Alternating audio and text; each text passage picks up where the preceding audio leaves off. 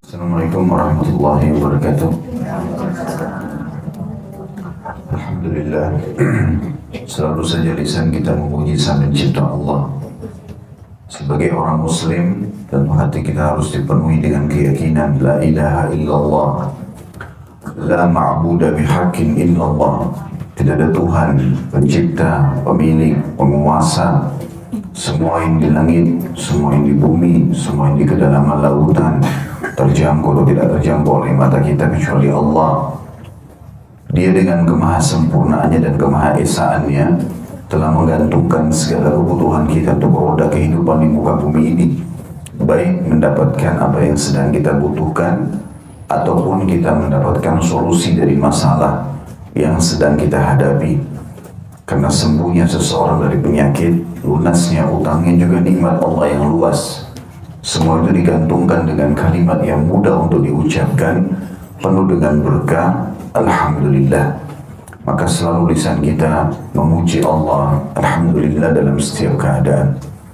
Juga selanjutnya kita panjatkan salam hormat kita penuh dengan cinta dan rindu kepada utusan Sang Pencipta Allah. Dia telah dipilih secara langsung untuk menutup risalah langit. Tidak ada lagi Nabi dan Rasul setelahnya. Semua hidupnya kesuksesan dan kebahagiaan, berhasil menjadi suami, menjadi teman, menjadi saudagar, menjadi politikus.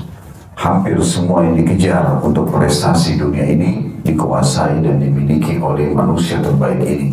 Dan buah tidak akan jauh dari pohonnya. Siapapun yang menjadikannya sebagai suri tauladan akan mendapatkan hal yang sama.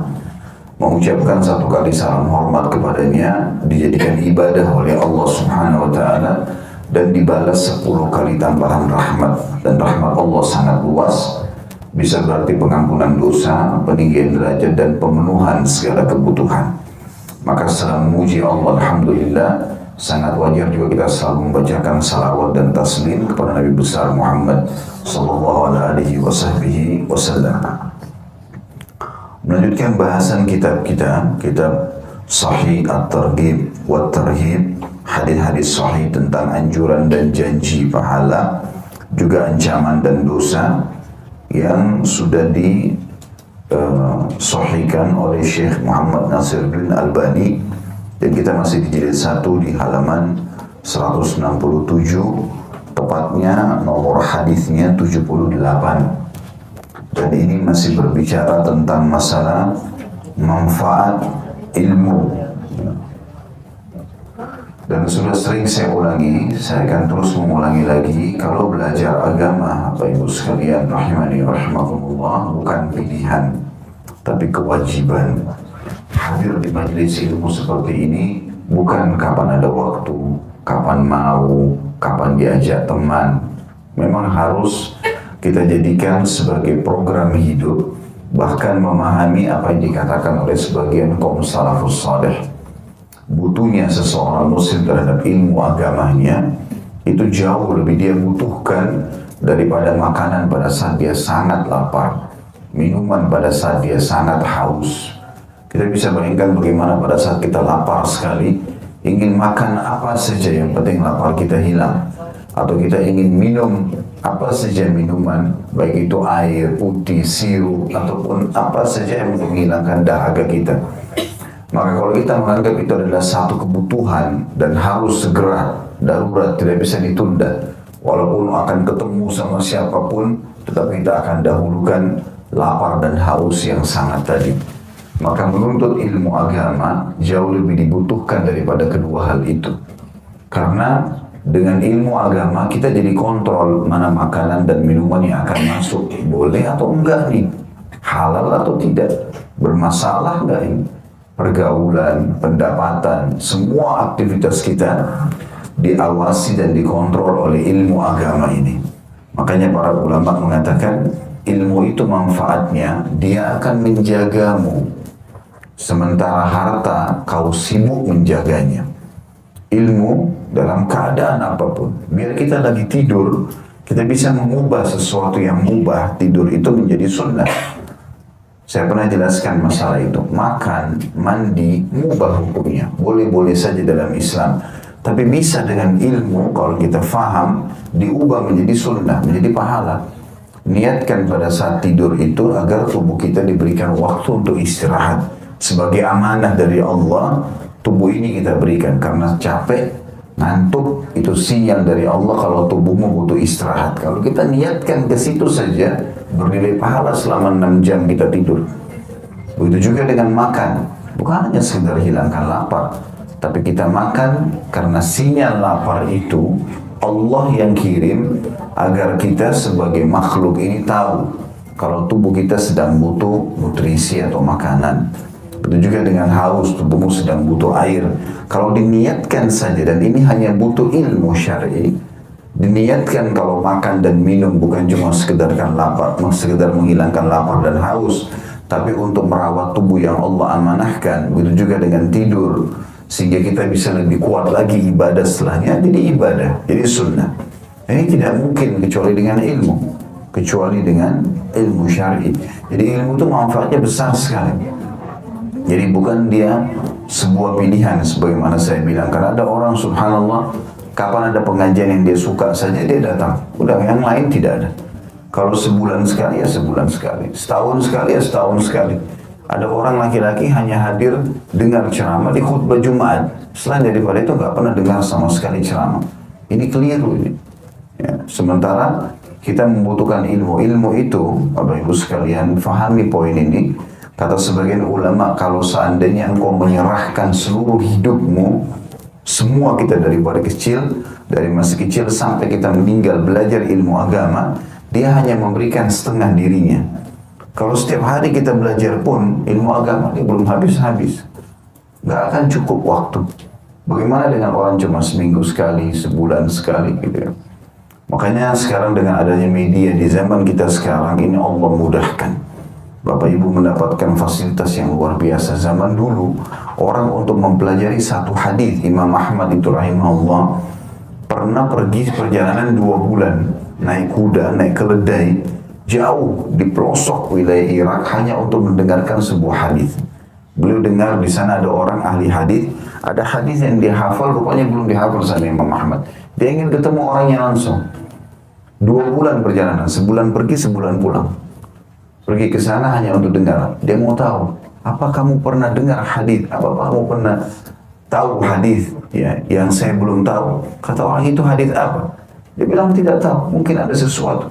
Maka disebutkanlah sebuah hadis yang Imam Ahmad memang belum tahu.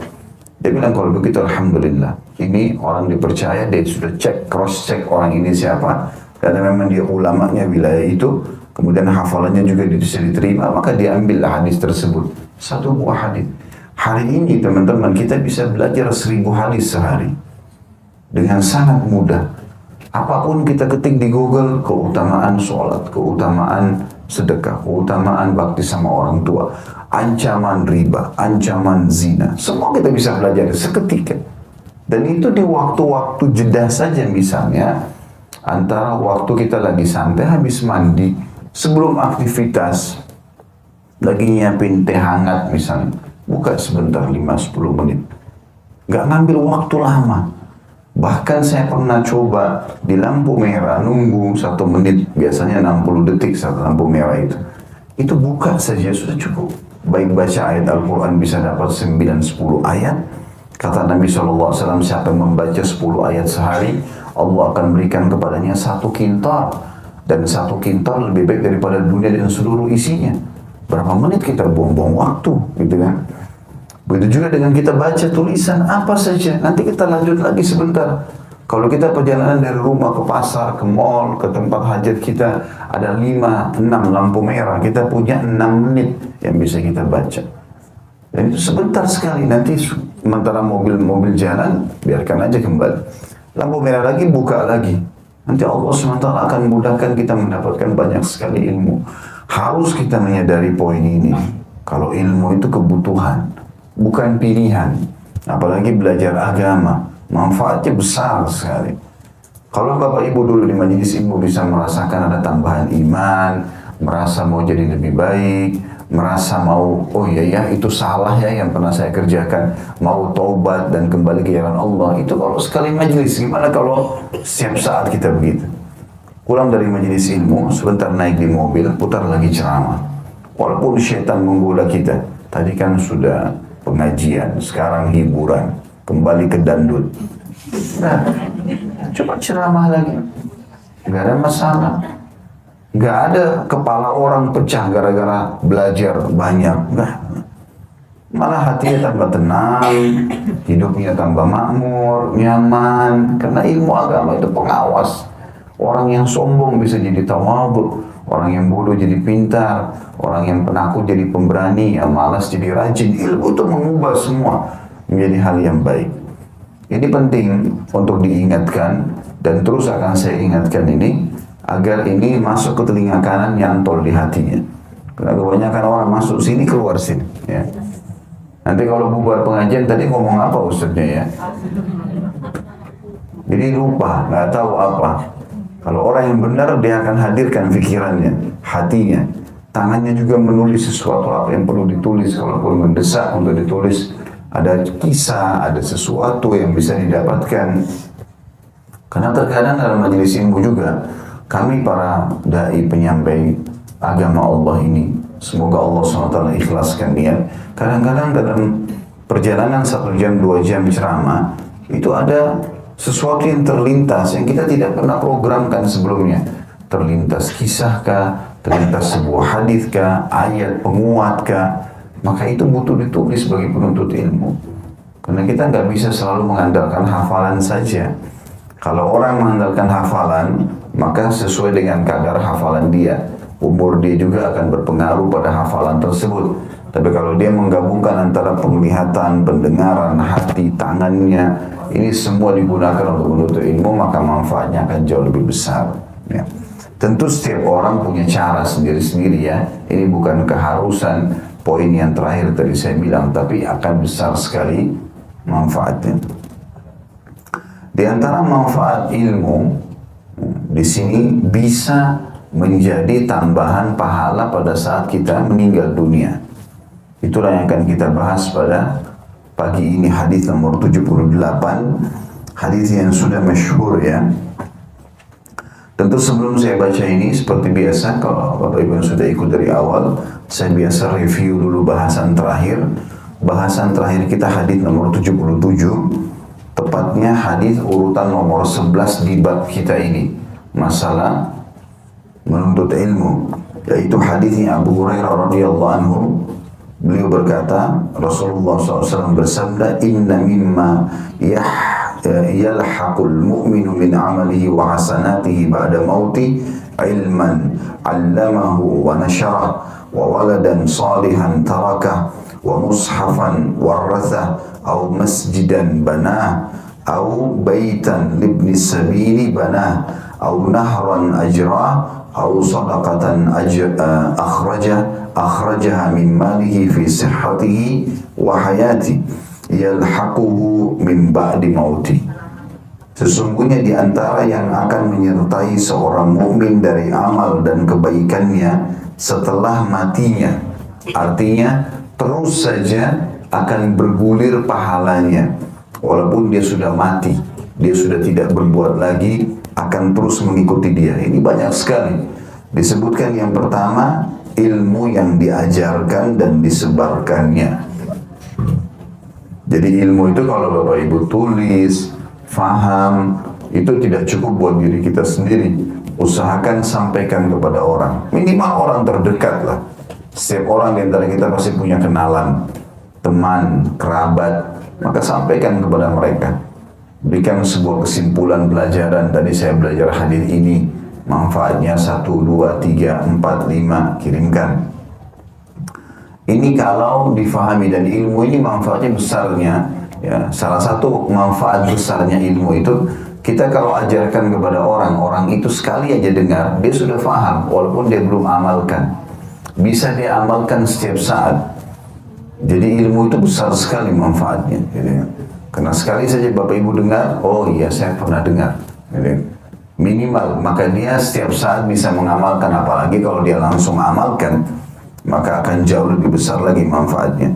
Jadi harus difahami setelah meninggal dunia, kita nggak bisa lagi beraktivitas, ilmu yang pernah kita pelajari dan kita ajarkan ke orang lain disampaikan baik dalam bentuk tulisan ataupun lisan, maka itu akan selalu bergulir pahalanya. Sekali aja kita bilang, ibu-ibu bisa bilang sama suaminya, sholat yuk, udah masuk waktu, atau 10 menit lagi azan, misal. Dia cuma ucapin begitu, kemudian suaminya bangun, sholat, pergi sholat. Maka suami dapat pahala, dia juga dapat pahala. Apa ruginya? Cuma bahasa saja. Gak ada sesuatu yang diambil dari bagian tubuh kita, kecuali energi sederhana hanya mengucapin kalimat. Anak-anak, nak sholat nak. Nah begini dan begitu, misalnya dinasihati. Itu sudah ilmu yang bermanfaat. Ya. Ini yang pertama. Kemudian dikatakan, dan ini dikatakan di sini ya, ilmu yang diajarkan dan disebarkan. Jadi kalau bapak ibu cuma ambil ilmu kemudian untuk pribadi, maka ya manfaatnya buat diri sendiri. Makanya harus disebarluaskan. Hanya saja di sini ada syarat sederhana ya. Usahakan bapak ibu sekalian kalau kita sampaikan ilmu kepada orang, kita sendiri sudah mengamalkan. Ya, amalkan walaupun sekali kan gitu. Makanya Imam Malik pernah saya sampaikan, beliau ditanya tentang keutamaan bebasin budak, maka beliau 2 bulan gak jawab. 2 bulan gak jawab.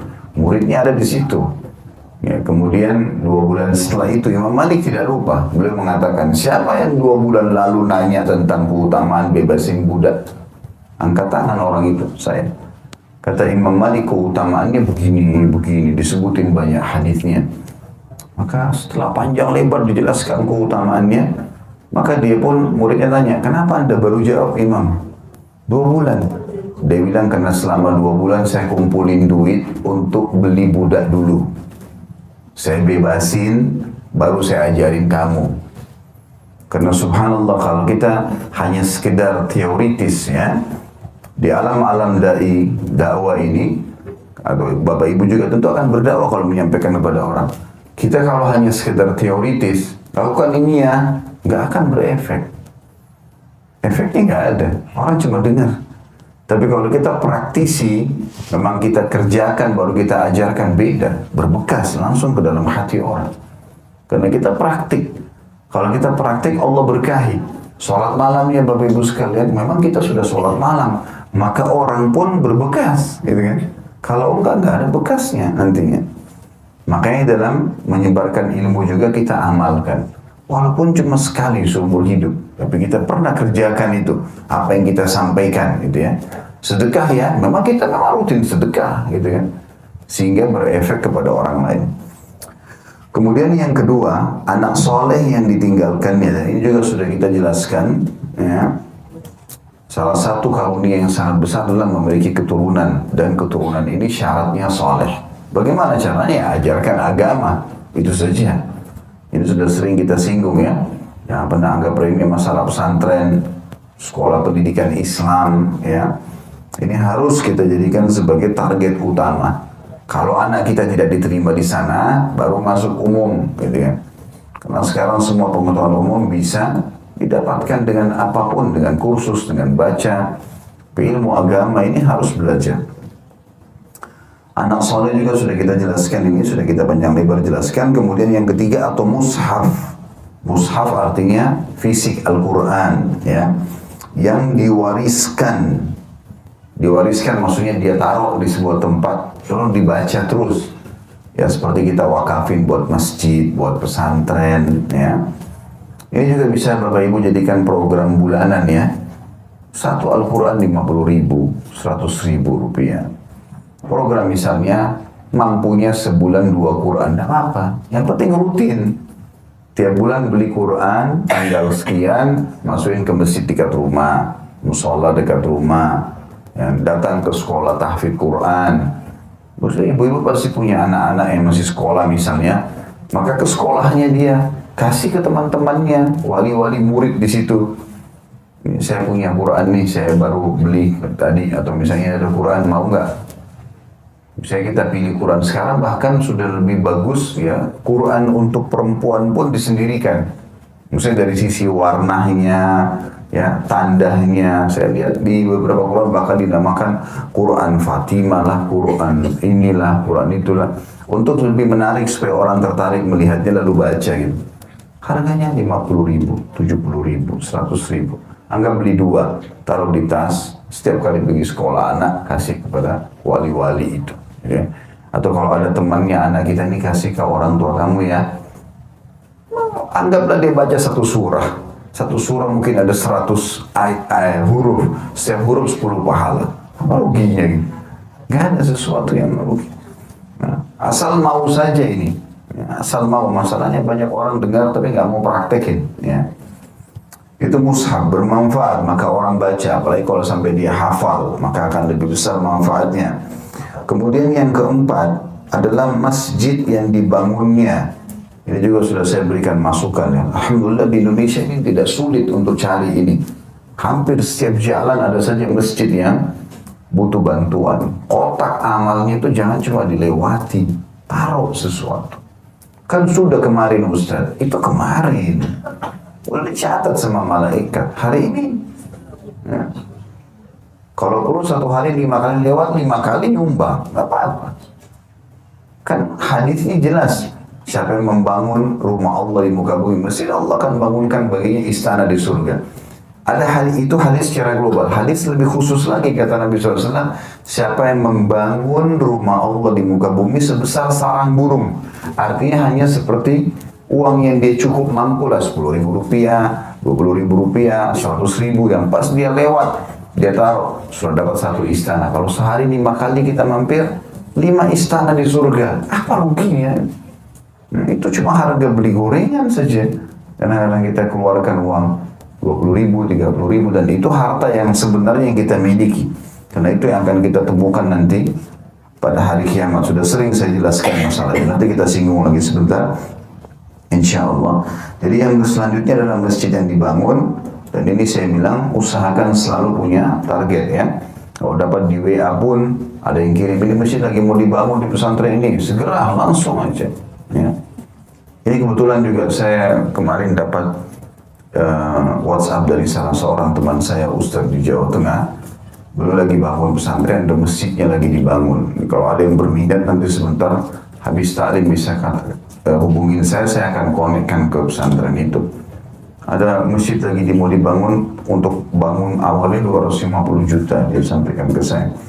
Ini insya Allah bisa menjadi amal jariah, apalagi di pesantren dipakai sholat 5 waktu ya. Kemudian rumah yang selanjutnya ya, setelah Quran, masjid yang keempat, yang kelima rumah orang-orang musafir yang dibangun. Ini juga sekarang mungkin agak hilang ya. Nah, kalau orang-orang tua kita dulu tuh sering kalau bangun rumah pasti kamarnya banyak, karena suka dengan tamu ya. Saya masih dapat dulu, saya kecil tinggal di rumah nenek saya di Makassar, kamarnya banyak sekali. Dan ternyata memang setiap orang datang dari Sulawesi Tengah, Sulawesi Utara, mampirnya pasti ke rumah kami akhirnya. Ya, karena orang tahu kalau rumah itu suka dengan tamu. Kenal, datang aja mereka. Udah, Assalamualaikum, masuk, silakan. Tinggal masuk, disiapin makan, udah tinggal kenalan pada saat itu. Itu ramai terus tiap hari rumah itu. Orang zaman dulu begitu. Sekarang orang kebanyakan nafsi-nafsi. Sendiri-sendiri. Ya. Bahkan kalau tamunya ada bel dilihat dari jendela sedikit saja. Kenal nggak? Karena bakhilnya, pelit, sama. Yang dimulai su'zan, sangka buruk sama orang. Ini benar nggak? Rampok barangkali. Karena mungkin orang haus, orang minta minum, mungkin mau minta makan. Harus diubah persepsi itu ya. Kita dalam Islam dianjurkan memulai sesuatu dengan husnudzan, sangka baik dulu. Masalah dia berbuat buruk sama kita nanti, itu cobaan dari Allah. Ada pahalanya sendiri kok. Gitu kan? Tidak usah khawatir. Nabi Ibrahim alaihissalam tidak pernah duduk makan sendirian, tidak pernah. Kalau lagi makan, pasti dia buka pintu rumahnya. Kalau istrinya sudah siapin, siapa yang lewat dipanggil, ayo mampir makan. Kenal nggak kenal, makan gitu. Saya punya seorang teman, subhanallah tinggal di Bandung, semoga Allah jaga beliau, teman dekat saya. Dulu rumahnya pernah saya kontrak dulu di Condet waktu awal saya masuk Jakarta. Jadi dia sama saya waktu masih kuliah, sempat ayah saya mau didik saya supaya saya belajar bagaimana memberi orang. Subhanallah, dia cuma cerita biasa. Mungkin dia juga tidak berpikir kalau saya akan sampaikan di ceramah, mungkin jadi pelajaran bagi orang. Terus dia bilang, saya disuruh kalau pulang kuliah, waktu itu masih di Surabaya, mampir ke rumah seseorang. Saya tidak kenal, cuma ayah saya bilang, nak, kalau kau pulang sekolah, mampir ke rumah orang itu, lihat saja apa yang tuan rumahnya buat. Pokoknya dia bilang, saya mampir ke situ, cari alamat itu ketemu, pagarnya terbuka. Saya cuma lihat saja. Saya perhatikan ada satu orang tua, jenggotnya sudah putih, dia selalu pegang jek air. Selalu pegang jek air. Ini tiap hari kerjanya orang itu begitu saja.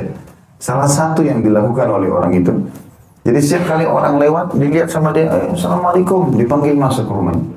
Minimal dikasih minum air ya. Karena maunya berbuat baik sama orang. Dia bilang semua orang, dia kenal tidak kenal perilakunya sama. Pasti dikasih minum, tawarin butuh apa yang dia bisa bantu. Itu setiap hari. Di rumahnya begitu saja perbuatannya. Dia bilang, saya dapat pelajaran dari apa yang ayah saya sampaikan. Subhanallah, ini kadang-kadang praktek lapangan yang orang tidak berpikir. Ya. Bahkan subhanallah mendahulukan orang lain sebuah ibadah, tapi kita tidak pikir itu lagi. Berapa banyak orang yang haus di pinggir jalan, tinggal kita beli air mineral, suruh kasih ke orang itu. Sudah jelas haus, keringatan, kita cuma lewat. Kesian ya. Apa manfaatnya, kata kesian? Manfaatnya apa? Malaikat nggak tulis sebagai pahala. Ada actionnya, nggak kasih, nggak sesuatu gitu. Jadi ini semua harus difikirkan. Nah di antara juga adalah rumah musafir. Maksudnya adalah rumah orang yang setiap kali ada yang datang butuh tempat tinggal, bukan lagi dilarikan ke hotel, tapi dia memang siapin rumah khusus buat tamu-tamu. Minimal keluarganya dia lah. Kalau datang gitu ya. Nah, kebanyakan di Jakarta ini soalnya sudah luar biasa dengan kesibukannya sampai susah sekali. Kadang-kadang orang tuanya pun datang dari kampung, dari kota, dari desa, nggak bisa lagi sudah diantar apa mobil sibuk dipakai. Ya. Rumah penuh, udah siap nginapin aja di sana. Ya. Kenapa ini teman-teman sekalian? Kenapa berubah ya pola karam, kemuliaan jiwa yang menyukai tamu, yang kata Nabi SAW, siapa yang ingin siapa yang mengaku beriman pada Allah dan hari akhir, dia harus menghormati tamunya. Kalimat ikram, artinya tinggalkan di rumah, ajak ngobrol, penuhi kebutuhannya. Bahkan dalam hadis dikatakan setiap tamu datang itu membawa rezeki, pada saat keluar membawa dosa, artinya membersihkan dosa-dosa kita. Bukan dosa buat dia, tapi dengan dia keluar setelah bertamu, maka dosa-dosa milik rumah itu akan bersih. Ada orang setahun tidak pernah ada tamu di rumahnya. Ini masih Anda tanya, kenapa? Apa orang tidak mau bertamu? Apa kitanya yang tidak suka? Gitu. Bahkan tetangga pun tidak pernah datang, tidak pernah tegur sapa sama orang. Ini bahaya, meninggal nanti orang pun tidak ada yang tahu nih. Gitu. Harusnya dipikirkan masalah itu. Ataupun mungkin dia siapin tempat di satu tempat dan seterusnya. Ya, kemudian setelah itu sungai yang dialirkannya. Sungai yang dialirkan. Ya, di sini yang dimaksud adalah memang sengaja dia pengadaan air ya. Sungai, sumur, supaya orang bisa menggunakan air yang bersih ya. Ini juga sedekah yang luar biasa atau pahala yang besar. Kemudian sedekah yang dikeluarkannya dari hartanya pada waktu sehat dan semasa hidupnya. Semua itu akan menyusulnya setelah kematian. Sedekah apapun, dalam bentuk makanan kah, pakaian kah, uang kah, setiap hari buat simbol ya kehidupan kita. Tidak ada hari tanpa sedekah, harus sedekah. Sedekah apapun. Jangan lewat satu hari tanpa sedekah. Karena hadis Bukhari berbunyi, setiap hari malaikat Allah turunkan dua. Setiap pagi, kayak sekarang pagi ini, Allah turunkan malaikat seluruh muka bumi ini. Yang satu mengatakan, ya Allah lapangkan rezeki orang yang bersedekah. Yang satu mengatakan, ya Allah binasakan orang yang bakhil. Nah, jadi jangan negosiasi lagi kalau sudah ada kesempatan ibadah. Syaitan suka ajak kita negosiasi. Begitu lihat orang miskin, kayaknya masih kuat, kayaknya anak pinjaman, kayaknya nanti aja di depan. Ini negosiasi, nggak perlu semuanya. Mampir berapa menit sih, mampir kasih selesai jalan. Itu kebaikan kita, karena mereka cuma dapat manfaat dari uang yang kita kasih atau pakaian atau makanan. secara duniawi, tapi kita mendapatkan sesuatu yang kita bawa sampai ke akhirat. Maka ini yang kita bahas pada pertemuan kita yang lalu, dan dikuatkan sekarang dengan bahasan kita nomor 78. Tepatnya nomor 12 hadis kita dalam bahasan buku ini. Saya bacakan dari Abu Hurairah radhiyallahu anhu, ia berkata Rasulullah SAW bersabda, "Idza mata ibnu Adam qata'a 'amaluhu illa min thalath, sadaqatin jariyah aw ilmin yuntafa'u bihi aw waladin salihin yad'u lah." Apabila anak cucu Adam mati, maka terputuslah amalnya kecuali 3 perkara atau dari 3 sumber. Tentu di sini dimaksud dengan 3 perkara bukan berarti hanya 3 ini. Tentu ada yang lain. Tetapi di antara sumber yang paling mudah, yang paling gampang untuk didapatkan pada saat meninggal, 3 ini. Yang pertama adalah dikatakan sedekah jariah. Jadi rutinnya seseorang semasa hidupnya, sebagaimana hadis tadi sebelumnya, memang dia lagi sehat, dia lagi kuat, dia bersedekah. Yang dimaksud dengan jariah adalah sesuatu yang bermanfaat terus, kayak bangunannya, masjid, wakaf tanah, wakaf tadi Al-Quran, sungai atau sumur yang dipakai manfaat airnya, semua itu dimaksud dengan sedekah jariah. Ya. Dan ini juga perlu digarisbawahi ya, sedekah yang paling afdal kalau Bapak Ibu keluar mencari sumber sedekah itu, bukan tunggu kapan ada kesempatan datang ke kita. Kalau Bapak Ibu tinggal di kompleks seperti ini, mana orang fakirnya datang ini? Sejumat sekali, ya. Kalau kita cuma tunggu itu, belum tentu juga mereka berani ngebel pintu atau bel sehingga kita buka. Kalau hari Jumat mungkin biasanya masih ngumpul karena ada masjid, tapi kalau enggak, setelah Jumat mungkin teman-teman di sini lebih paham masalah ini. Harusnya kita keluar cari, ya. Kita programin, ada rumah-rumah anak yatim di sekitar itu, didata semuanya berapa, setiap bulan sumbang. Walaupun setiap rumah anak yatim 1 karung beras, 20 kilo misalnya, ada 10 rumah anak yatim, tapi rutinkan. Ya. Itu dirutinkan, jadi menjadi sesuatu yang sifatnya rutin. Jadi kita bukan menunggu kapan ada kesempatan, tapi kita yang meraih kesempatan itu. Ya, karena kita tidak tahu umur ya. Kalau Bapak Ibu mau nunggu kapan ada orang minta, itu pun setelah datang orang minta, masih negosiasi sama syaitan, enggak sedekah ini. Akan sedekah, dan ingat, sedekah yang paling afdal justru pada saat kita lagi sehat, dan kita memberikan sesuatu yang kita suka. Ya. Dari makanan yang kita suka, pakaian yang kita suka, bukan karena tidak suka. Itu makanan saya nggak suka, kasih aja sapam tuh. Ya. Ya, tidak suka, berarti pahalanya juga kurang. Beda dengan kalau kita memberikan makanan yang kita suka. Pernah kita jelaskan di dalam surah Al-Insan bahwasanya kita memberikan makan dari yang disukai, memberikan pakaian dari yang kita sukai. Sudah sering saya kasih contoh. Bapak Ibu masuk ke restoran makan, praktekin coba. Beli porsi yang sama, harga yang sama, kemasan yang sama, seperti kalau kita bawa pulang, kasih tuh tukang parkirnya. Jalan, lihat orang miskin bagi yang kasih makanan, berikan sedekah yang terbaik. Bukan hanya sekedar, oh ini tidak suka, daripada dibuang, daripada baju ini sobek. Enggak, memang beli baju yang baru, sedekahkan yang baru itu. Maka pahalanya akan sesuai dengan kadar pengorbanan kita.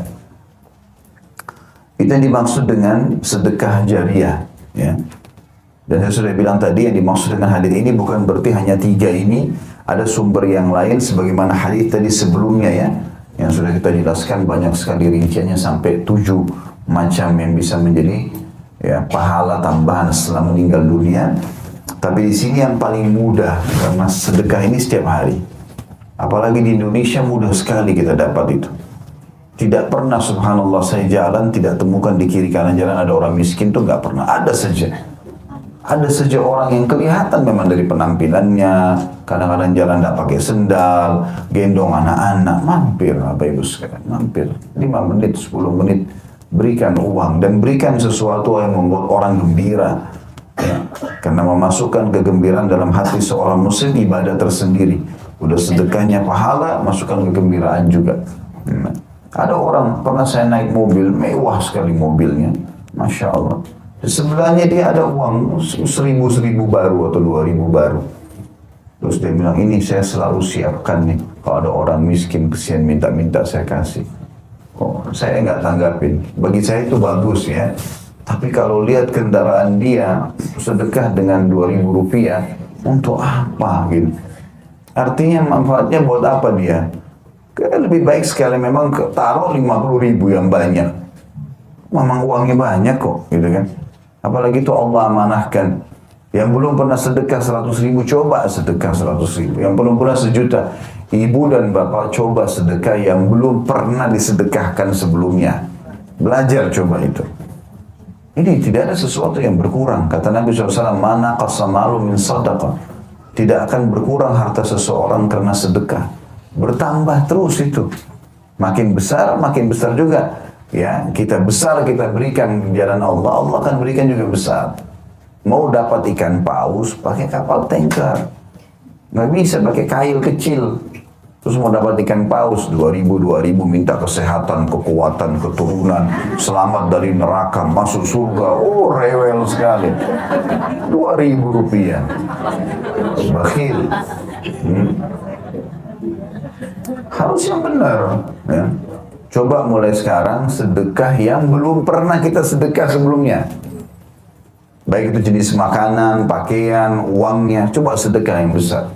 Syaitan bisikin apapun, nanti kamu begini, kamu butuh tabungan. A'udzubillahi minasyaitonirrajim. Ini yang terbaik. Ini buat masa depan saya. Dan antara Bapak Ibu sama Allah. Gak usah ceritain sama siapa-siapa. Karena cerita sedikit bisa jadi riak nanti kan. Karena antara kita sama Allah SWT.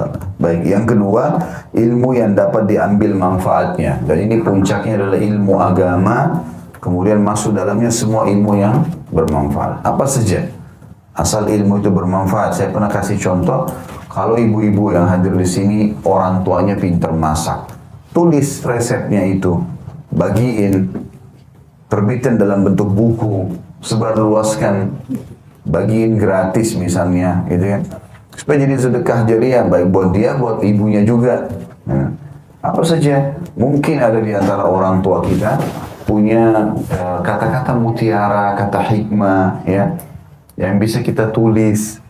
Misalnya dia mengatakan, nak jangan lupa setiap hari harus nuntut ilmu agama. Kita bisa tulis kata-kata mutiara, buku tulis kecil, mungkin ada 100 mutiara atau apa. Apa saja yang kira-kira bisa bermanfaat bagi orang, ilmu yang diajarkan termasuk ilmu umum, bukan cuma ilmu agama, maka masuk dalam hadis ini. Tapi puncaknya ilmu agama, karena yang akan banyak ditimbang hari kiamat adalah masalah sholatnya, puasanya, haji, itu yang diperlukan. Kemudian yang ketiga, anak soleh yang berdoa untuknya. Ini sudah masyhur, sudah kita jelaskan sebelumnya juga. Tapi yang jelas kita targetnya punya anak dan anak itu harus soleh dan soleh. Dan ini tidak mungkin kecuali sumber yang kita berikan makanan dan minuman halal dan juga pendidikan yang baik. Itu baru bisa terbentuk menjadi anak yang baik. Oh, Ustaz, anak saya nakal sekali Ustaz. Baik, coba muhasabah. Pernah gak masukin di badannya anak itu uang haram selama ini? Makanannya, minuman, coba ijtihad, berusaha. Ingat ataupun berdoa sama Allah, minta petunjuk, ya Allah ini apa sebabnya? Kenapa anak ini jadi begini? Kalau kita teringat sesuatu, mungkin pernah kita masukkan susu dari uang haram, uang riba kah, uang korupsi, kita nggak tahu apa haram. Sedekahkan sejumlah itu, niat kebaikan anak ini, insya Allah sembuh. Biidznillah jadi anak baik dia. Tidak ada teman-teman sekalian anak yang tumbuh dari rezeki yang halal lalu nakal, nggak ada itu insya Allah. Dijamin dengan izin Allah SWT. Karena rezeki halal itu akan masuk menjadi darahnya, tulangnya, dagingnya, tumbuh besar dari halal. Kita memang sumber halal, itu luar biasa. Dengan izin Allah SWT akan baik juga anak itu. Insya Allah pun kalau ada penyimpangan sedikit dinasihatin langsung bisa terima. Tapi kalau sudah yang masuk riba lah, korupsi lah, semua uang dari manipulasi, terus kemudian kita mau dia sholat, kita mau dia baca Quran, gimana caranya nih? Nah, jelas-jelas sumber diri dia juga sudah salah, gitu kan? Dan itu kita butuhkan yang paling mahal. Apa yang Bapak Ibu ajarkan ke anak-anak? Doa, Rabbi ghafirli wa liwalidayya warhamhuma kama rabbayani shaghira. Ajarin terus. Saya lihat istri saya, subhanallah, kalau mau tidur anak-anak diajarin, ayo doa mau tidur ya, doa buat orang tua. Akhirnya anak-anak itu amalin dari kecil. Doanya dengan terjemahannya. Terus diamalkan sampai sekarang masih dijalankan. Padahal cuma sekedar diingatkan aja, kita baca doa mau tidur ya, ikutin 1 kali 2 kali. Sekarang tinggal diingatin saja, jangan lupa doa mau tidur ya, sama doa buat orang tua, terus dibaca. Alhamdulillah. Itu sudah paling mahal, udah luar biasa. Apalagi kalau anak itu kita masih di pesantren, hafal Quran, jadi dai, oh luar biasa udah. Nah, itu sesuatu yang paling mahal bagi seorang muslim. Ini terulang-ulang ya, penyampaian tentang anak soleh, sedekah jari dan ilmu ini di banyak hadis. Hadis setelahnya juga begitu. Hadis nomor 79. Tepatnya hadis urutan nomor 13 dalam bahasan kita. Dari Abu Qatadah radhiyallahu anhu, ia berkata, Rasulullah SAW bersabda, khairu ma yukhallifu ar-rajulu min ba'dihi thalath. Waladun salihun yad'u lah, wa sadaqatun tajri yablughuhu ajruha, wa ilmun yu'malu bihi min ba'di. Sebaik-baik perkara yang ditinggalkan oleh seseorang sesudah kematiannya, karena kita pasti mati, sesehat apapun badan kita, ya setinggi apapun jabatan kita, sebanyak apapun harta kita, tetap mati. Nah, seseorang muslim berpikir, tahu setelah mati ada timbangan amal sana, dia butuh tambahan amal. Maka kata Nabi SAW, sebaik-baik perkara yang paling bagus kalau kalian meninggal, kalian tinggalkan 3. Disebutkanlah yang pertama. Jadi sama dengan hadis sebelumnya, cuman ini urutannya ya teracak.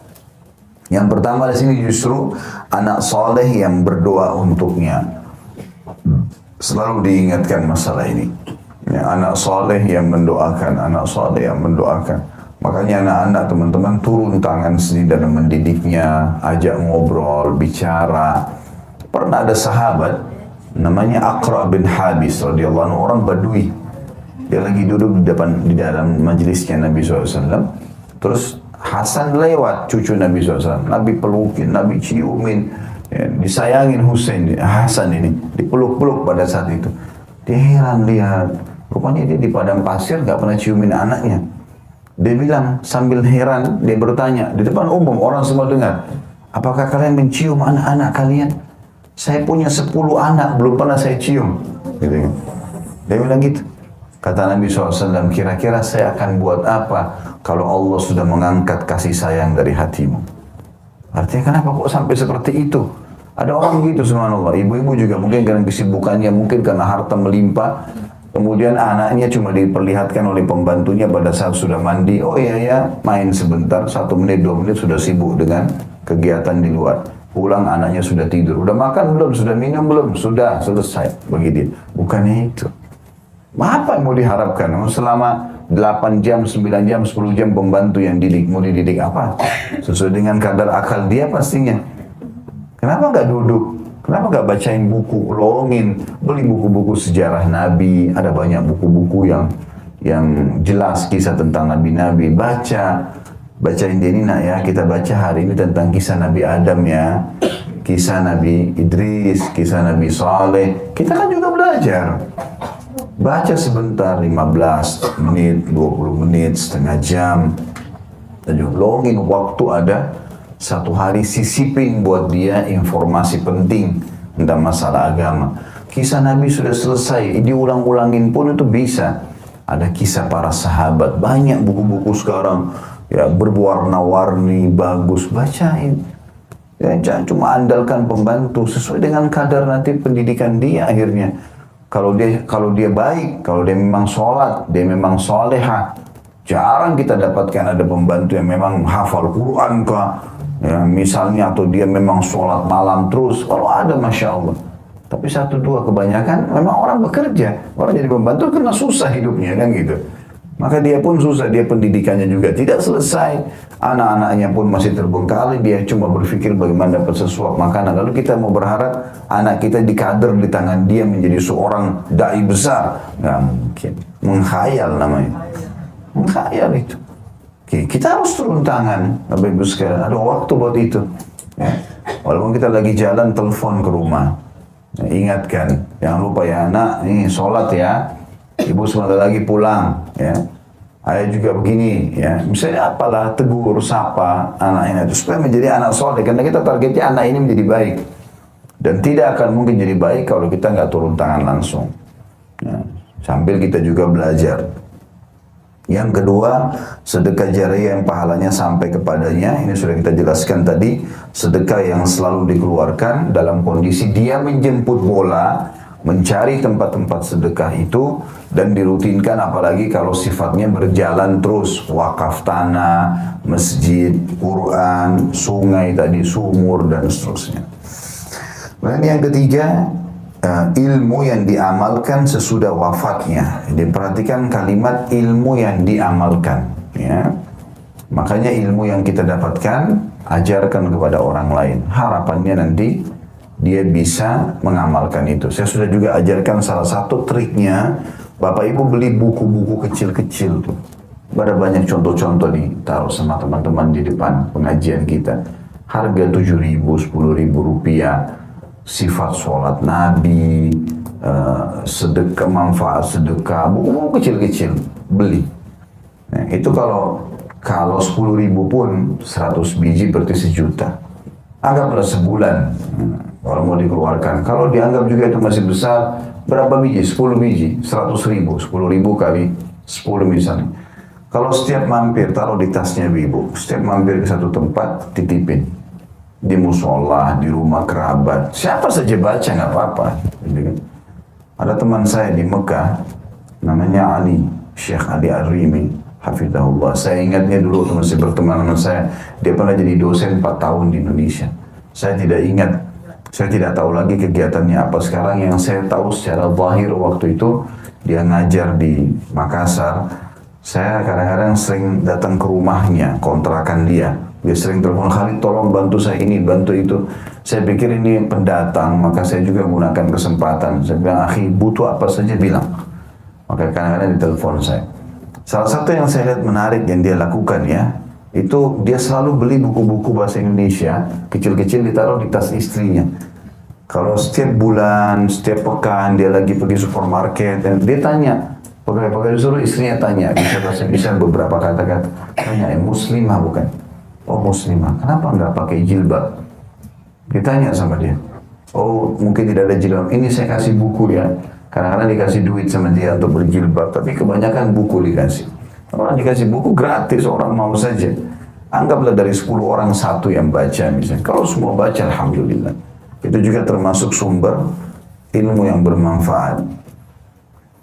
Jadi kalau ke rumah tetangga, ke rumah kerabat, titipin buku itu. Ini ada buku tadi saya beli, bagus nih. Ya. Itu bisa. Saya juga sekarang kalau bimbing di travel umroh, selalu saya paketkan, suruh paketkan, kasih buku-buku kecil itu. Jadi sementara di pesawat 9 jam bisa baca buku. Lumayan bisa selesai banyak, karena kalau langsung buku tebal begini kan tidak semua orang juga mau baca. Ini kira-kira kalau kita nggak bedah mau dibaca nggak ini? Nah. Orang buku kecil aja nggak dibaca gimana? Tapi kalau buku-buku kecil, judulnya per satu judul kecil, misalnya keutamaan sedekah kecil, kita lihatnya keutamaan sholat malam, apalah. Jadi kita enak bacanya, selesai gitu ya. Selanjutnya hadits nomor 80 dari urutan pertama kita belajar. Dan ini hadits nomor 14 dalam urutan bab kita ini. Dan ini sanadnya hasan di ghairihi dari Sahal bin Mu'adz bin Anas dari bapaknya radhiyallahu anhu majma'in bahwa Nabi sallallahu alaihi wasallam bersabda, "Man 'allama 'ilman falahu ajru man 'amila bihi la yanqusu min ajril 'amili syai'." Barang siapa mengajarkan ilmu, maka dia memperoleh pahala orang yang mengamalkannya, dan pahala orang yang mengamalkannya tidak berkurang sedikit pun. Hadis ini diriwayatkan oleh Ibnu Majah.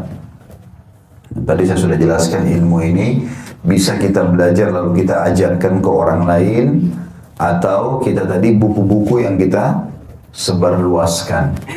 Nah, buku-buku sebarluaskan. Di antara program kami di yayasan itu menyebarluaskan buku ini ke masjid, perpustakaan masjid, kita bagikan ke masjid-masjid.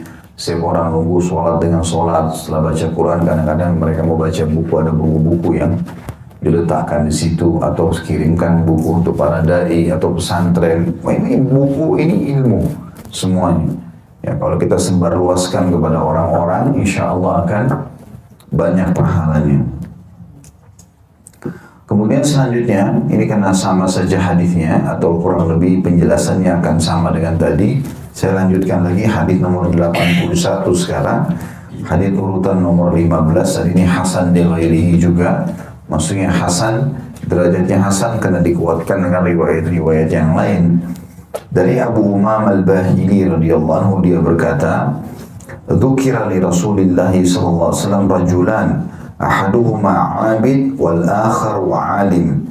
Faqala alaihi afdalus salatu wassalam, fadlul 'alimi 'ala al-'abidi ka fadli 'ala adnakum." Thumma qala Rasulullah sallallahu alaihi wasallam, "Inna Allah wa malaikatahu wa ahla as-samawati wal aradin hatta an-namlata fi juhriha wa hatta al-hutu la yusalluna 'ala muallimin nasil khair." Ada dua orang yang disebut-sebut di hadapan Rasulullah SAW. Salah satunya adalah ahli ibadah dan yang lainnya ahli ilmu. Ada orang abid, suka ibadah, semangat untuk sholatnya, untuk apa saja ya, ke masjid, untuk sedekah besar. Itu namanya abid. Tapi ini tidak cukup, harus diikuti dengan ilmu. Kalau orang punya ilmu, maka apa yang dia kerjakan dalam bentuk ibadah tidak akan salah. Maka ada istilah abid sama alim. Abid suka ibadah tapi nggak punya ilmu, atau masih belum kuat ilmunya. Kemudian alim seorang yang ilmu, punya ilmu, dan dia mengamalkan ibadahnya sesuai dengan ilmunya. Maka disebut-sebutlah kira-kira perbedaan abid sama alim ini seperti apa nih? Maka Nabi SAW pada saat itu bersabda, keutamaan ahli ilmu, orang yang belajar sehingga dia faham ilmu agama dan dia amalkan ibadah sesuai dengan ilmunya, atas ahli ibadah. Dia suka ibadah tapi nggak punya ilmu. Ada orang begitu, ya. Subhanallah, dia sudah mungkin 20 tahun, 30 tahun jadi marbot masjid, tapi hanya ngurus itu saja. Dia nggak belajar gitu. Gak ada ilmunya. Seperti keutamaanku di atas orang terendah dari kalian. Bagaimana Nabi Muhammad SAW kedudukannya sangat tinggi, sedangkan dengan orang yang paling alim saja dari umat Muhammad SAW, tetap dia masih di bawahnya Nabi. Tidak ada yang seperti ilmunya Nabi SAW. Beliau orang paling mulia ilmu, paling mulia kedudukannya, paling tinggi ilmunya, paling kuat imannya, paling bertakwa kepada Allah. Pokoknya semuanya top sudah ya. Tidak ada lagi orang di atas Nabi Muhammad SAW. Kalau mau dibandingkan pun dengan orang yang paling pintar di antara kita, nggak akan ada apa-apanya dibandingkan dengan Nabi Muhammad SAW, gitu kan. Karena wahyu langsung mengontrolnya, langsung disampaikan. Ini sudah tidak mungkin bisa sama. Bagaimana kata Nabi SAW perumpamaan orang alim di antara kalian dibandingkan dengan abid, suka ibadah tapi nggak punya ilmu, gitu kan? Seperti kedudukanku, kata Nabi SAW, dibandingkan orang yang terendah di antara kalian. Bukan cuma orang pintar. Jadi saking jauhnya jaraknya. Seperti perumpamaan Nabi dengan orang yang paling bodoh di antara kita. Kemudian Rasulullah SAW bersabda, menjelaskan, kenapa kok orang alim punya kedudukan tinggi, faham ilmu agama dan dia amalkan. Kenapa mereka bisa tinggi kedudukannya? Bahkan seperti Nabi dibandingkan dengan orang yang terendah di antara kita. Kata beliau, sesungguhnya Allah, malaikat-malaikatnya, penduduk langit dan bumi seluruhnya, semua malaikat, burung-burung, awan, bintang-bintang, apalah malam dan siang, udara, semua ini makhluknya Allah SWT, semua yang ada di langit, semua yang ada di bumi, bahkan semut di liangnya, sampai ikan-ikan besar yang ada di lautan, semuanya bersalawat kepada orang yang mengajarkan kebaikan kepada manusia. Makna bersalawat sini memohon ampun kepada Allah untuk dia. Ini bayangkan teman-teman, kalau semut pun di lubangnya, Allahu a'lam berapa miliar jumlahnya semut itu, semuanya memohon ampun buat si alim tadi. Belum burung-burung yang berterbangan, belum batu-batu, air, udara, semua ini sekitarnya memohon ampun. Ya Allah, ampuni si fulan. Kira-kira masih tertinggal dosanya? Udah nggak ada. Hanya ngajarin orang. Dan apa susahnya coba? Duduk ini belajar, susahnya apa? Nggak ada apa-apa. Duduk, dengerin, renungin, amalkan. Ajarkan ke orang lain. Itu semua makhluknya Allah memohon ampun buat dia. Apa yang rugi itu? Ya. Dan ini teman-teman ada kenikmatan ya, subhanallah, kita kalau sudah belajar ilmu agama, nikmat karena kita punya panduan hidup. Dan kita kalau ajarkan ke orang, kita juga jadi semangat karena oh ini orang-orang dia akan amalkan nih, nanti akan jadi amal buat saya. Memang begitu motivasinya dalam Islam. Maka nggak ada yang rugi, apa yang rugi di sini? Tadi sudah saya bilang, sebarin buku, sampaikan, tulis, apa saja, walaupun dengan orang-orang terdekat. Dari mana kita tahu? Mungkin anak kita ajarin, kemudian diajarkan kepada orang lain, ya kan? Itu bisa saja terjadi. Jadi kadang-kadang mungkin dengan satu kalimat, dua kalimat. Saya pernah subhanallah duduk dengan seseorang, dia saya tahu juga tamatan Timur Tengah. Rupanya dia bergabung dengan salah satu ormas. Saya pernah ketemu kebetulan. Saya pernah ketemu, kemudian ini mungkin cerita 15 tahun yang lalu. Saya lagi duduk, kemudian saya datangi, ada hajat di situ. Terus kemudian saya duduk, saya tanya dia, antum siapa? Kenalan, diceritakanlah sama dia background pendidikannya. Antum ada jadwal ngajar nggak? Nggak ada, dia bilang. Saya cuma sibuk dari rumah datang ke kantor sini, pulang lagi. Sayang sekali ilmunya. Antum belajar di Timur Tengah, punya ilmu agama, kenapa nggak diajarin? Ya luangkan waktu buat pengajian. Isi bahas Riyadhus Shalihin yang ringan-ringan, mulai dari ringan-ringan dulu, diajarkan kepada orang. Antum tercas imannya, orang-orang juga dapat manfaat. Itu manfaat besar sekali. Oh iya Ustaz, ngomong gitu dia. Udah, mungkin 5 tahun setelah itu, lama saya nggak ketemu. Saya lagi ngisi di daerah Jakarta Selatan sini. Sementara saya ngisi di masjid itu, rupanya 2 lantai.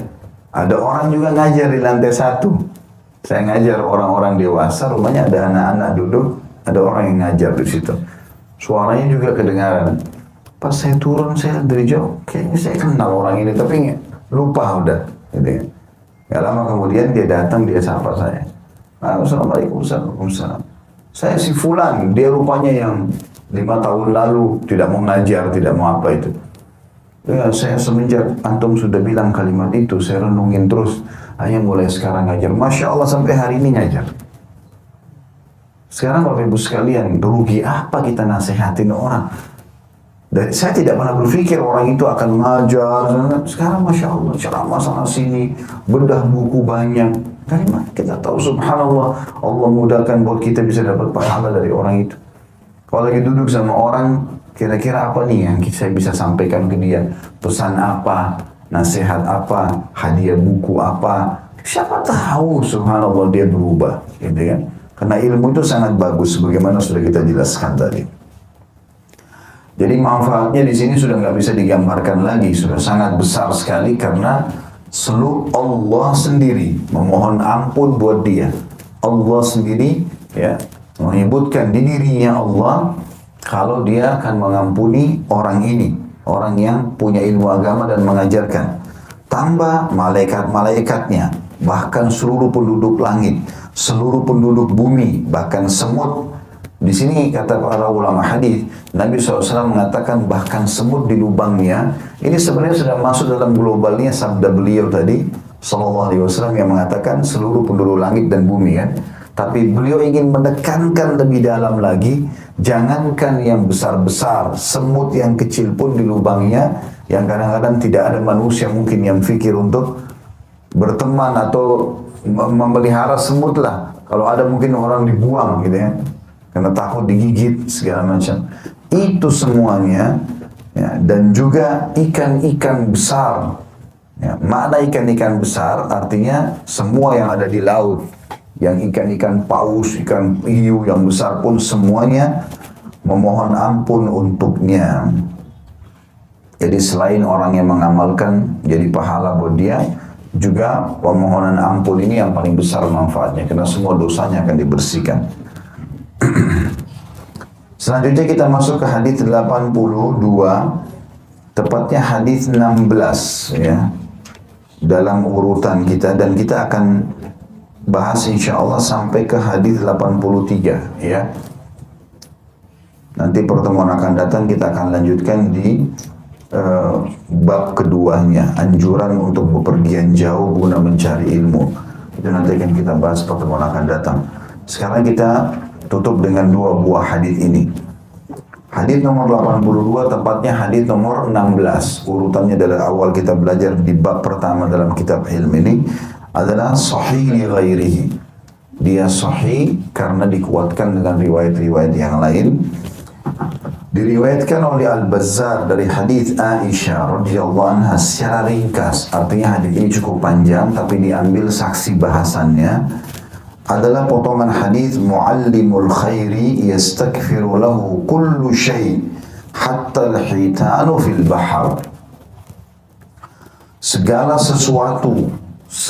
sesuatu tidak terkecuali ya, sampai ikan-ikan besar di laut memohonkan ampunan untuk orang yang mengerjakan atau mengajarkan kebaikan.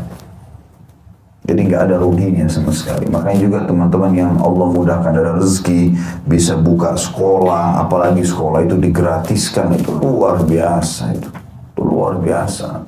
Itu yang termahal, yang terbaik yang Bapak Ibu bisa siapkan buat diri sendiri. Ada pesantren, tempat hafid Quran, tahfidz Quran, TPA lah ya. Kalau misalnya belum punya tanah wakaf, belum punya segala macam, pasti TPA banyak di masjid-masjid dekat rumah. Biaya itu TPA. Biarin anak-anak kecil di situ belajar. Siapa tahu di antara anak kecil itu ada yang menjadi imam masjid, ada yang menjadi ulama besar nanti. Kita tidak tahu, ya kan? Lakukan. Berapa biaya TPA itu? Berapa buku Iqra yang bisa kita beli? Harganya berapa? Kasih semuanya, kita biayai. Pegang semua TPA-TPA itu. Satu sudah bisa, mampu dua, tiga, 100, 1000 TPA kalau perlu. Gitu kan? Itu semua ilmu bermanfaat. Dan puncaknya tentu ilmu manfaat adalah Al-Quran. Ya, tentu saja itu. Maka ini semuanya di sini kalau letterletnya ya, muallimul khair, semua pengajar kebaikan, maksudnya hal-hal yang bermanfaat, terutama ilmu agama, yastaghfir lahu kullu syai. Segala sesuatu akan memohon ampun untuknya. Segala sesuatu bisa benda mati atau benda hidup menurut mata manusia, gitu kan? Hatta al-hitanu fil bahar, sampai semua jenis ikan yang ada di lautan. Semua memohon ampun untuk dia, dan ini manfaatnya sangat besar, gitu.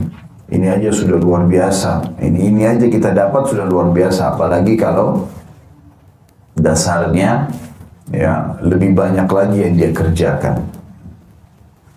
Yang terakhir hadis kita, dan setelah ini insya Allah kita buka pertanyaan. Nomor 83. Hadis tepatnya urutan ke-17. Hasan tapi mauquf ya. Artinya hadis ini bisa diterima. Mauquf artinya sampai kepada Nabi, sampai kepada para sahabat saja. Ya. Dari Abu Hurairah radhiyallahu anhu, annahu marra bi suqil Madinati fa waqafa 'alayha fa qala, ya ahla as-suq, ma a'jazakum? Qalu wa ma dhaka ya Aba Hurairah? Qala dhaka mirathu Rasulillah sallallahu alaihi wasallam yuqsam wa antum ha huna. ألا تذهبون فتأخذون نصيبكم منه؟ قالوا وأين هو؟ قال في المسجد.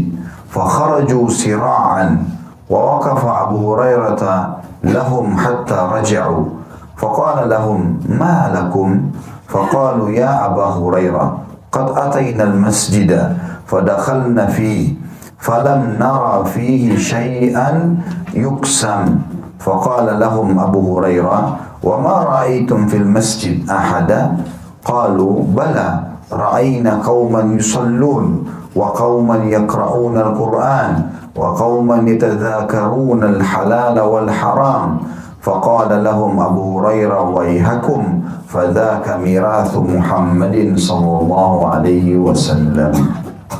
Ya, ini sebelum saya baca terjemahannya, ini pola pendidikan seorang ulamanya sahabat namanya Abu Hurairah kepada masyarakat yang ada di sekitar situ pada saat itu. Perhatikan apa yang dia katakan di sini untuk menyampaikan bahwasanya ilmu itu mahal sekali dan harusnya seseorang itu peduli. Bukan hanya tadi saya bilang sepekan sekali, sebulan sekali, kapan ada waktu, enggak. Memang setiap hari dia anggap itu kebutuhan dia. Abu Hurairah berkata, atau Abu Hurairah, dia pernah melewati pasar Madinah, sengaja masuk pasar, orang-orang lagi transaksi jual beli. Lalu dia berhenti di sana dan berkata dengan suara yang keras, wahai penghuni pasar, betapa lemahnya agama kalian. Mereka bertanya, apa maksud anda wahai Abu Hurairah? Ya, orang-orang pasarnya kumpul sama dia karena Abu Hurairah ulamanya sahabat. Atau makna terjemahan letterletnya, betapa kalian lalai, benar nih. Maka mereka datang semua, apa yang anda maksudkan? Kami lalai apa nih? Maka Abu Hurairah berkata, warisan Rasulullah SAW sedang dibagi-bagi, sementara kalian masih di sini. Mengapa kalian tidak pergi ke sana untuk mengambil jatah kalian darinya? Ini warisan Nabi sedang dibagi-bagi nih, banyak. Ya, kenapa kalian tidak pergi ambil? Orang lagi banyak ambil dong.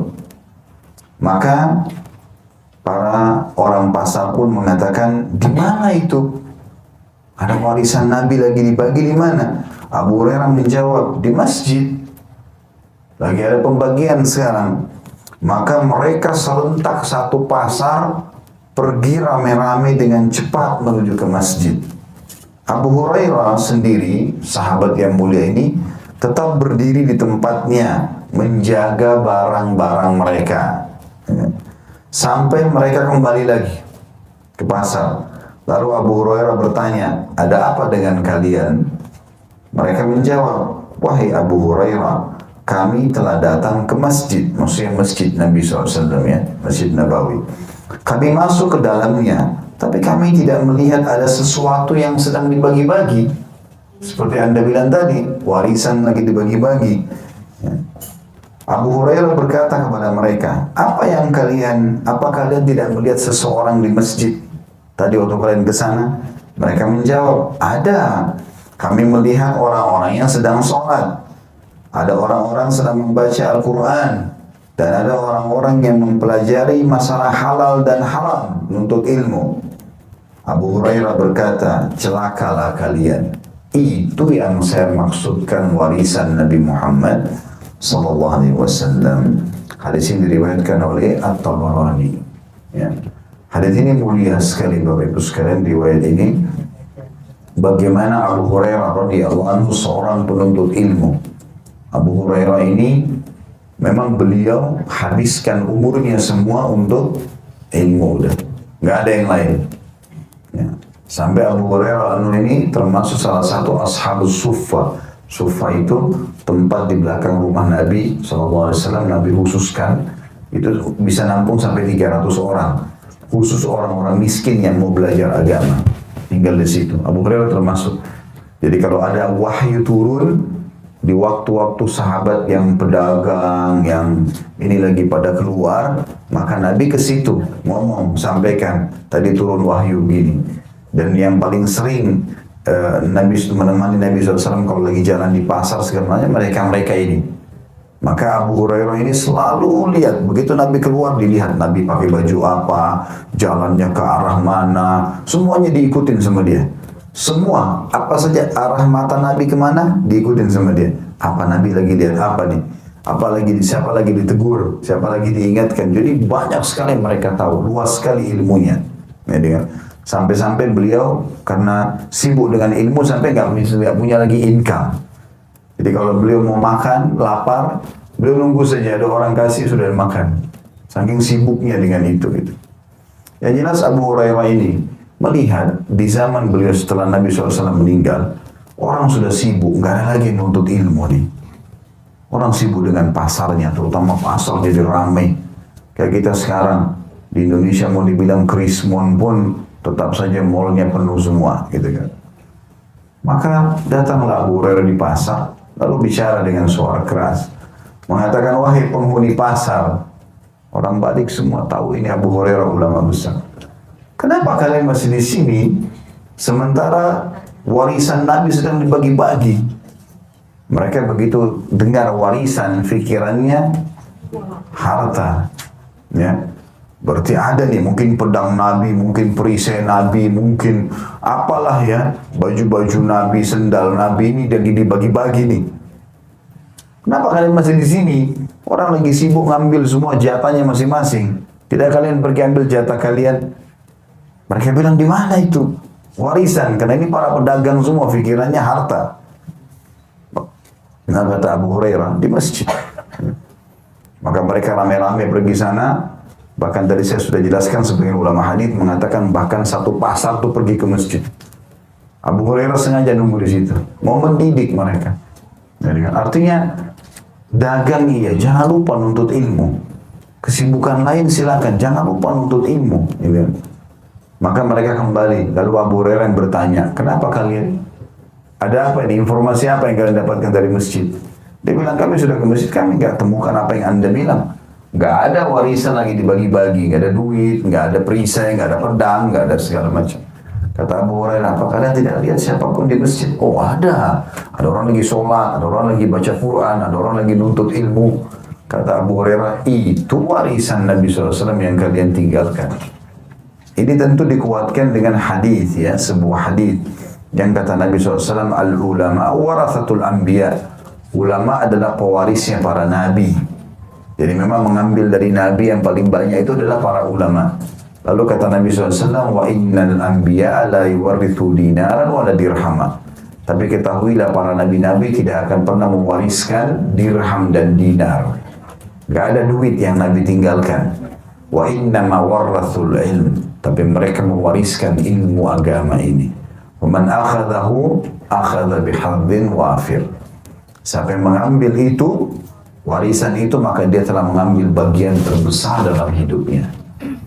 Maka teman-teman sekarang walaupun Rasulullah SAW sudah meninggal, kita tetap bisa mendapatkan yang terbaik apa yang beliau tinggalkan, ilmu agama. Dari tadi ini kita pelajari hadis ya, kesekian yang Bapak Ibu sekalian, Rasulullah bersabda, pesannya ini yang paling termahal. Dan ini warisan yang banyak dilupakan oleh umat Islam. Mereka tidak menyibukkan diri dengan ini, sehingga akhirnya membuat mereka lalai. Ya, orang kalau berilmu, apapun yang dia kerjakan akan diawasi oleh ilmunya. Dia menjadi seorang pedagang, dia akan tahu sumbernya harus benar, sistemnya harus benar. Ya, dia juga tidak akan pernah orang yang berilmu murni dagang menjual saja. Tapi dia akan hubungkan antara perdagangannya dengan sosialnya. Nah, orang kalau punya ilmu, dia punya restoran, dia punya butik, dia punya apa saja, itu tidak akan luput dari sosial, tidak mungkin. Pasti kalau dia punya ilmu, dia akan hubungkan. Tidak selamanya selalu harus untung. Enggak, ada saatnya di mana dia berbagi dengan orang. Maka itu orang punya ilmu faham masalah itu. Ada saatnya dia jual baju, ada keuntungan. Ada saatnya dia orang miskin datang dia kasih. Gitu kan? Ada saatnya dia makan ambil keuntungan dari makanan. Ada saatnya dia diberikan makanan gratis kepada orang. Gitu kan? Maka akan ada unsur menggabungkan antara ekonominya dengan sosialnya, karena kita nggak bisa pisahkan itu. Itu hanya ilmu yang bisa mengontrol dan membawa kita ke sana. Ya. Allahu a'lam. Jadi hadis ini hadis yang mulia juga menekankan tentang masalah pentingnya seorang muslim menyibukkan diri dengan masalah menuntut ilmu, mengerjakan ibadah-ibadah yang sudah ada panduannya dari Nabi alaihi salatu wassalam. Baik, begitu saja karena ini hari Jumat, kita harus tutup sampai di sini.